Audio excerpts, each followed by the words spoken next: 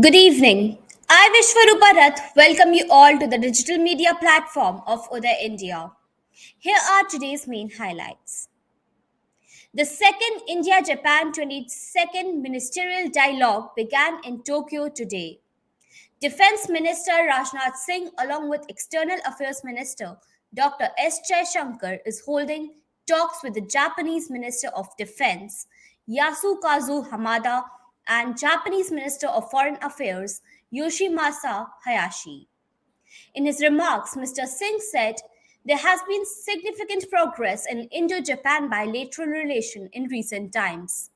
He said both the countries have had a long history of cultural and civilizational ties. Mr. Singh said, as two thriving democracies in Asia, both are pursuing a special strategic and global partnership. He said, this year, India and Japan are celebrating 70 years of diplomatic relations, and both nations are honored to hold an event to commemorate this in December in New Delhi, where personnel from both of the ground forces will come together. Expressing condolences on sad demise of Shinzo Abe, Mr. Singh said his contributions were significant in elevating India-Japan relationship. He said India stands in solidarity with the people of Japan as they recover from this loss. A committee has been established according to Union Home and Cooperation Minister Amit Shah to formulate national cooperative strategy for all-around development. During the two-day National Conference of State Cooperation Ministers inaugural ceremony in Delhi, Mr. Shah declared that every state would be represented and that the committee would be led by former Union Minister Suresh Prabhu. He stated that free registration, computerization, and democratic elections will be the policy's main focal areas. According to Mr. Shah, emphasis will also be placed on making sure that there is active membership, professionalism in the leadership, transparency and accountability, as well as holding all dialogues with the stakeholders. Terrorist Yaqub Memon, who killed hundreds of innocent people in 1993 Mumbai blast, has been punished for his crimes. He was sentenced to death 7 years ago, but now pictures of his tomb decoration have surfaced, for which BJP has accused Uddhav Thackeray. It is alleged that during Uddhav's chief ministership, an attempt was made to turn the grave of a terrorist into a mazar. In fact, shocking pictures of the tomb of Yaqub Memon, convicted of 1993 bomb blast in Mumbai, surfaced. Yaqub's mazar is made of marble and is decorated with lighting. BJP has alleged that grave of Yaqub was converted into a mazar when Uddhav Thackeray was the chief minister. There's a big graveyard in front of Marine Line station in Mumbai. This is where Yaqub Memon was buried. Photos and videos of his graves have surfaced. There are green lights around the tomb, big lights are installed near it. BJP has directly said that during the tenure of the Chief Minister Thackeray, Yaqub's grave was converted into a tomb. This allegation has been made by the BJP leader Ram Kadam. Due to a contentious statement made by his brother, MLA Basant Soren, Chief Minister Hemant Soren now has a new mission to complete amid the frenetic political developments in Jharkhand. Mr. Soren is an MLA from Dumka, a town that is roiled after two girls were raped and killed. Mr. Soren met the girl's family after returning from his trip to Delhi. When asked why he was in Delhi, he responded to the media by saying that he had ran out of undergarments. I went to Delhi to get some underwear. I get them from there, he smiled and remarked. Mr. Soren acknowledged in the video that there have been some political upheaval in the state, but he emphasized that things are currently stable. The comment drew sharp reactions from the opposition leaders. A man posing as a Home Ministry personnel approached the Union Home Minister Amit Shah in Mumbai, causing a security concern, and wandered freely in forbidden areas before being apprehended. Despite the fact that Amit Shah's 2 day visit ended on Tuesday, news of the event broke today. Hemant Pawar, who was detained, is believed to be an Andhra Pradesh MP's personal secretary. He allegedly followed Amit Shah about for hours while donning an eye card for the Home Ministry.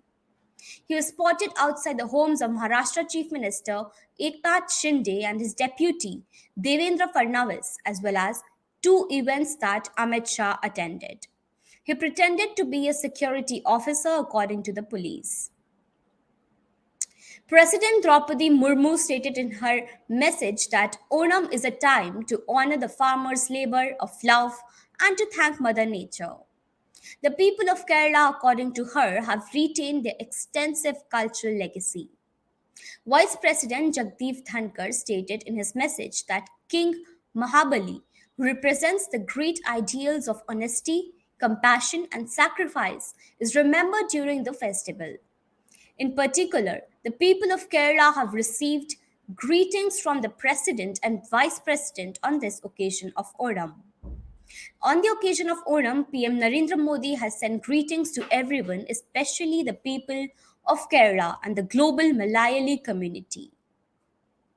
Defense Research and Development Organization and Indian Army have successfully completed 6 flight tests of Quick Reaction Surface to Air Missile QRSAM system from Integrated Test Range Chandipur off the Odisha coast. The flight tests were conducted as a part of evaluation trials for the Indian Army. Flight tests were carried out against high speed aerial targets, mimicking various types of threats to evaluate the capability of the weapon system under different scenarios, including long range, medium altitude, short range, high altitude, maneuvering target, low radar signature with receding and crossing target, and salvo launch with 2 missiles fired in quick succession.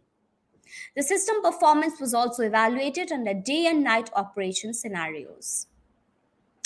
In connection with Praveen Nitharu murder case, the NIA conducts 33 raids. The SDPI leader's cell phone is seized. Teams from the NIA conducted various raids in connection with the murder of the BJP Yuva Morcha leader Praveen Netharu of Dakshina Kannada district. In Dakshina Kannada districts Puttur, Sulya, and Kadapa taluks, 33 places were simultaneously searched by numerous NIA teams. According to reports, NIA investigators have begun searching the homes of suspects and witnesses to the crimes. Young BJP activist Praveen Nethiru was slashed to death with swords by bike riding assailant in Belair village in the Sulya taluk of the district on the evening of July 26. In Bihar, two raids were being carried out by NIA on different places in connection with terror funding and links with the outfit PFI. Sources said the agency is conducting raids at more than 10 premises of accused and suspects in Araria, Chapra, Aurangabad, Kishanganj, Bihar Sharif, and Jehanabad. Earlier, the agency had lodged an FIR after busting the alleged terror funding module in Fulwari Sharif area in Patna. 10 ITBP personnel were injured in a road accident in Uttarakhand's Champawat district on Thursday morning. Chalthi outpost in charge said that the ITBP vehicle going from Tanakpur to Lohaghat crashed after falling into a 200-meter deep gorge near Siadi. He said that the help of police and local people, all the injured Jawans were rescued and taken to Chalthi Primary Healthcare Center. Treatments of the soldier is underway. The Biden administration has approved a massive USD 450 million F-16 fighter jet fleet sustainment program for Pakistan, overturning the decision made by its predecessor. The State Department has approved a potential foreign military sale of F 16 cases for sustainment and related equipment for an estimated cost of USD 450 million, notifying the US Congress of its decision. The State Department argues that this will maintain Islamabad's capability to meet present and future counterterrorism threats by maintaining its F 16 fleet. Following his murder while running for office, approaching public funeral for the former Japanese Prime Minister Shinzo Abe was promoted as a chance to defend democracy. It has ended up dividing the populace and jeopardizing the objectives of his successor. The September 27 memorial event, which is expected to cost roughly 1.7 billion yen, is being opposed by petitions, protests, and legal challenges, according to Prime Minister Fumio Kishida, a former Abe cabinet minister. Abe's effort to bolster the military and the scandals that followed this administration infuriated a lot of people in Japan. The event has also revealed connection between the ruling party and a contentious South Korean church which man accused of killing Abe claim is to be blamed for his family's financial ruin. Hindus in Leicester, England has been terrorized, vandalized by well-organized Muslim gangs since India's victory over Pakistan in the upcoming Asia Cup T20 match on August 28. Twitter users have shared videos of gangs intensifying their attacks against Hindus. The neighborhood police have implemented the special measures to control the situation in the meantime in response to ongoing tensions. According to a report from Leicestershire Live, several people were caught on camera making obscene remarks in the midst of violent incidents in the city's Belgrave neighborhood. The men's chanting and any associated violence, according to Leicestershire police, are being treated as hate crimes. Belgrave, Rushmead, and Spiny Hills neighborhoods, among others, have been the implementation of special stop and search and the dispersal measures by the police. Principal Deputy Spokesperson for the US Department of State, Vedant Patel, made history by being the first Indian American to preside over the daily press conference, which his co workers praised for being conducted with the utmost professionalism and clarity. The 33-year-old Californian Patel used the briefing room at the State Department's Foggy Bottom offices on Tuesday to speak on behalf of the nation to the media while Ned Price, the spokesperson, was away on vacation. Patel spoke on a variety of subjects during his briefing, including the JCPOA discussion, Russia's illegal invasion of Ukraine, and Liz Truss's election as British Prime Minister. In the US Open, Caroline Garcia of France will clash with fifth seed Ons Jabeur of Tunisia in the semi-final match. In another women's singles semi-final match, first seed Iga Swiatek will lock horns with the sixth seed Aryna Sabalenka. Yesterday, world number one Iga Swiatek reached for her first US Open semi-final with a 6-3, 7-6 win over Jessica Pegula of United States in the quarterfinal match. In another match, Belarusian player Aryna Sabalenka defeated Karolina Pliskova 6-1, 7-6 to book her place in a second consecutive US Open semi-final. In the men's single quarterfinal match, fourth seed Carlos Alcaraz defeated Jannik Sinner 6-3, 6-7, 6-7, 7-5, 6-3 in a match that lasted nearly 5.5 hours. In another quarterfinal match, Francis Tiafoe of USA defeated Russian player Andrei Rublev 6-4, 7-6, 6-4. This was it for today. Stay tuned for latest updates.